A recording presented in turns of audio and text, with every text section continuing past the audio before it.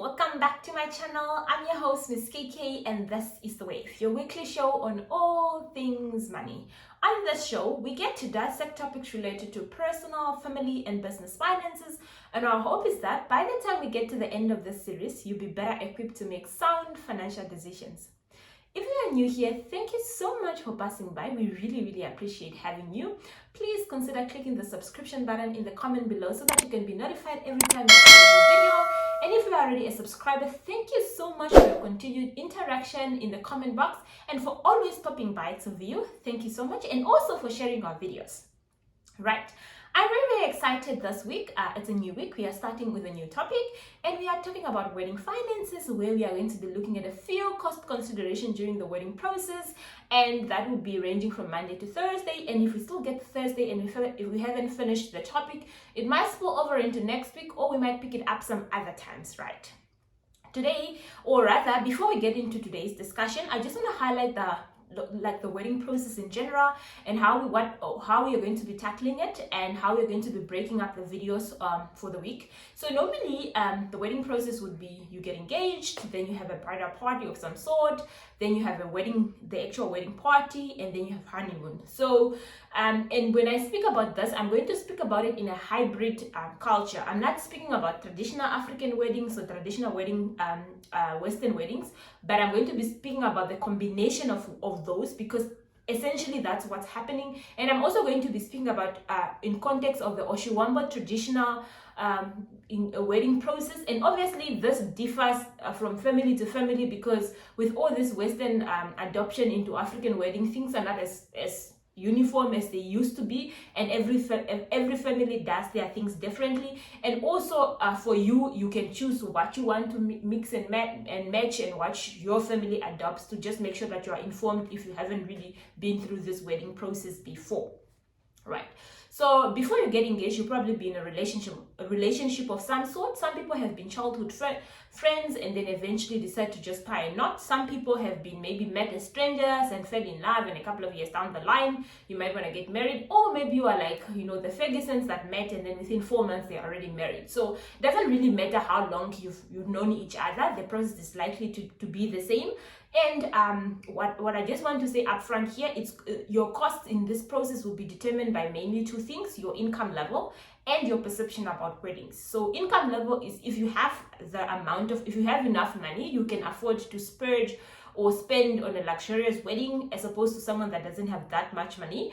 But the other biggest thing is how you view your wedding day. Some people believe the wedding day is the best day of their life, and they need to do whatever it takes to make it the most memorable day of their lives. Whereas for some other people, it's like a wedding day, yes, it's something special, it's just another day that calls for a celebration. So they're not going to break their banks to actually make this wedding day happen. So depending on your income level and your perception about wedding, it's going to vary the cost consideration. And I want to put a disclaimer that what I'm going to share here is my personal story and how we went through our wedding process, and you are entitled to your own views, and you can differ. So you can take some of it out and some of it you can throw away. Okay. So really, so in this engagement process, so today we are going to be talking about engagement costs, and the engagement costs would really be how you would really be determined how you got engaged. So there are sort of essentially two ways to be engaged. There is the Western type of will you marry me, and the person pops the question, or maybe you might want to go the traditional approach where you do it at home with your parents, etc. So if you are going to sort of do this Western proposal where your partner would normally maybe plan a surprise getaway and buy the ring and then pops the question, and they may have invited some friends for the experience, and maybe they might have invited a photographer, obviously your cost there would be different. So if you are sort of looking at that scenario, then obviously the biggest thing is the cost of the wedding. So the cost of the engagement ring, sorry, not the wedding. So the cost of the engagement ring, depending on how much that costs, that is really up to their income level and their preference. And also if it's involved a getaway of some sort, then that would mean the plan for that trip. And we've already spoken about some of the cost consideration that you need to take into consideration when you are planning a trip. So for that person will probably be the accommodation, the fuel to get you there, and obviously the experience experience, and the photographer if they want to hire someone to actually capture the moment, because it's, you know, everyone wants their best moment captured. It would normally involve the photographer, but obviously if you also have friends that have fancy phones, they can just capture the moment for you. So yeah, so that's the sort of cost that you are looking at if you are looking at the traditional the Western type of engagement. But then if you are looking at the traditional type of engagement, then that differs, because that involves normally the guy's family announcing their intention to marry you, and then you and the guy's family agreeing on a engagement date, and then obviously the guy coming with this delegation, bringing everything, and you as a lady's family hosting them, and then obviously the cost would differ. So I'm going to explain how our process went, so that you can decide what sort of cost consideration, if you are in the process of getting married, or if you are a guy that is in the process of posing the question. How it worked for us, like I've mentioned, it will differ from family to family. So personally, I've met my husband in 2016, and I got engaged in August of 2019. So June 17, 18, 19. So we've met 3 years into the relationship. Then he asked if I can marry him. But throughout those 3 years, I think we met at a point where I was already, you know, settled I was done with school. I had started working. I had moved to a new town, and I was just looking for a fresh start. Then he came along, and we started getting along together.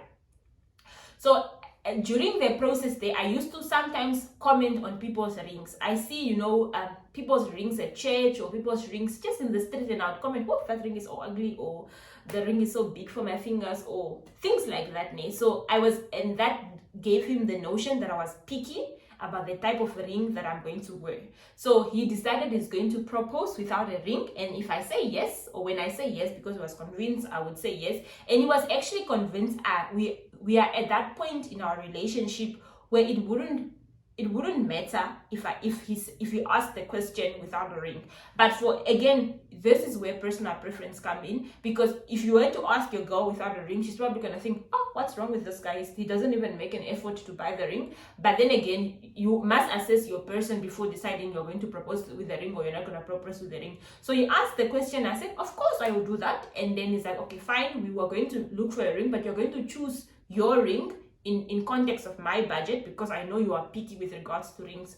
So I told a friend of mine that was into rings. She always wore earrings, nose rings, finger rings, and she referred me to a small boutique here in Walvish Bay, and I went to check out the ring.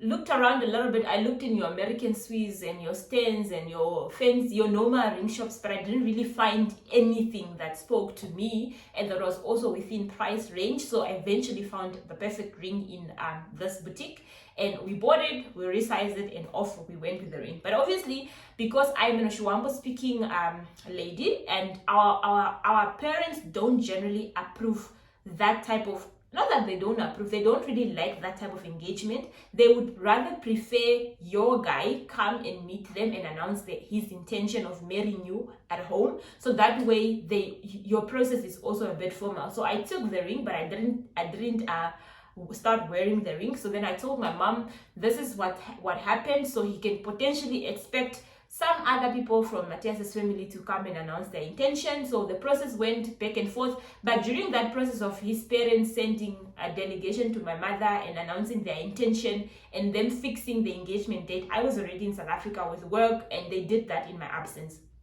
So obviously, we agreed that our engagement is going to be on the 25th of December, and he is going to come with a delegation of 10 people, and the cost for him was now to buy, the cost for him from his side to host that engagement party at our house was the ring that we already had.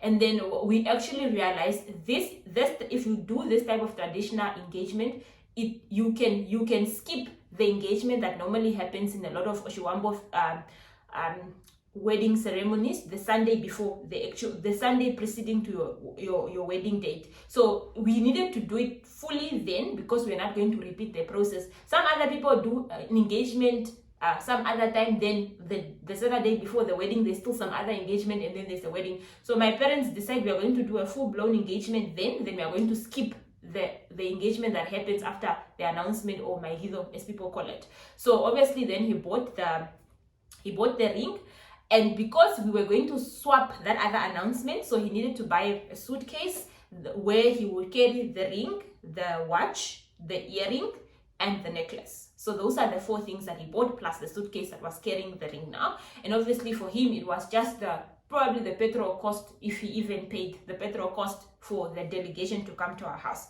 But because now, as the lady's family, we are the one hosting the guy's family to come and officially engage me, the cost of hosting that party is actually on the lady's family. So I had to carry the cost of that. So that meant that I am catering for the 10 people of the 10 delegation that is coming from his house, and generally that I bought like maybe rice, and I don't know if my sister made salads or whatever, so it wasn't a lot of food, plus I had to buy drinks for them. And my mother, because she had obviously told the neighbors that there's an engagement party, so the neighbors come, and she slaughtered a goat for the neighbors, but she didn't pay. I didn't have to pay for that. But the guy's family traditionally don't eat goat meat when they come for an engagement. God knows why, I don't know.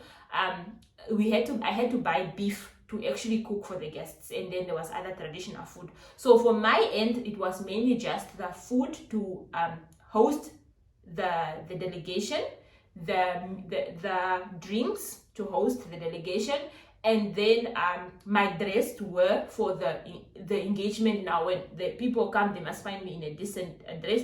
Personally, I'm not that type of person. I was so chilled with this whole wedding process.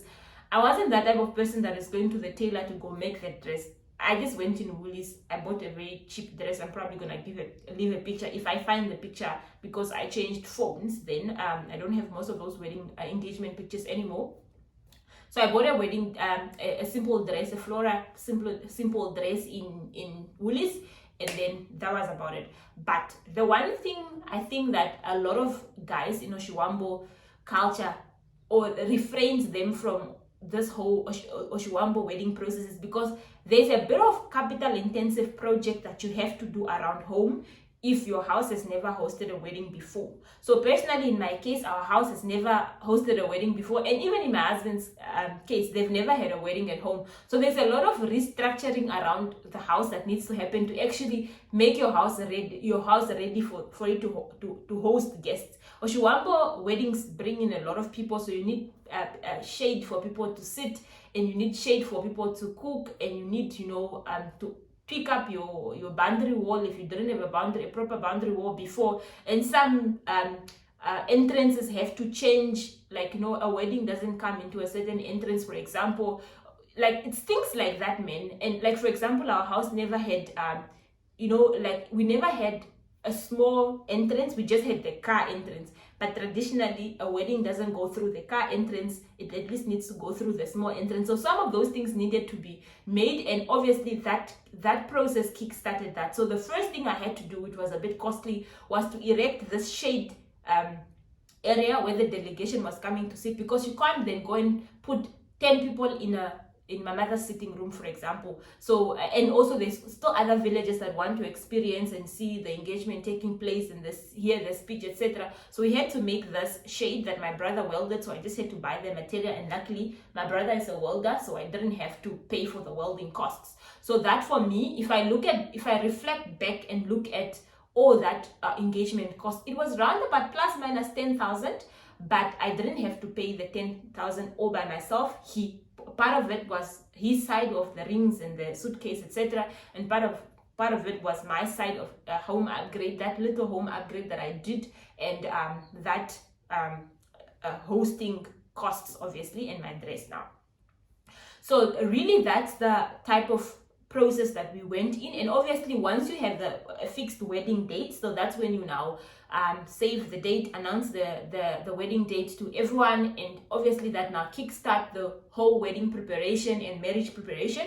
And last year was an odd year. We were planning a year in Corona time. Corona was at its peak, lockdown where it's at its peak. Luckily, the wedding was in December, so by the time we got to December, some of the rules were already relaxed and the infection rate had slightly decreased. So we were a bit lucky, but we didn't even have like any marriage preparation sort of courses. We wanted to do a marriage seminar, but there was just no time for us to do the marriage seminar after the lockdown, so we're probably gonna do it sometimes next year.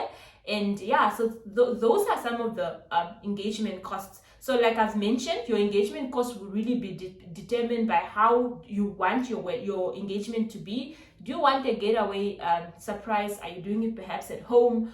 Or are you going to do it the traditional way and get the parents involved? Yeah, we did have a photographer that we paid 400 for, so we didn't really hire the top end of the photographer. We just wanted someone to capture the moment and, you know, and shoot for those 2 hours, whatever, however long the engagement lasted. So yeah, it's up to you. Like, again, like the one thing that I want to mention again in this process is there's no such things as culture. So most of these things are customs and practices that have been made a norm. So it's up to you to break the norms. If you don't want something specific, if you don't like something specifically being done, or you feel like it's costly, then don't do it. And there are also certain people where a wedding is just a wedding. For them, it's the marriage certificate that matters, and they just do it at court, and that way they don't even have to spend a lot of money. But if you are that person, or if your parents are those parents that believe a wedding needs to be in a specific format, or engagement needs to be in a specific format, you need to put your foot down on certain things and say, I know mom or dad, this is the practice that happens. I believe it's not really important to me, doesn't really serve anything, and therefore for my engagement or for my wedding, we're not going to follow this. So that was about it from today's discussion. We were talking about engagement cost consideration, and we are then going to be moving into bridal shower cost consideration in the next video. Thereafter, we are looking into the wedding as well as the honeymoon. Thank you so much for stopping by. And if you haven't done so, please click that subscription button in the comment below so that you don't miss out on any of the other videos to follow. And that was about from me, and it is goodbye. Stay safe.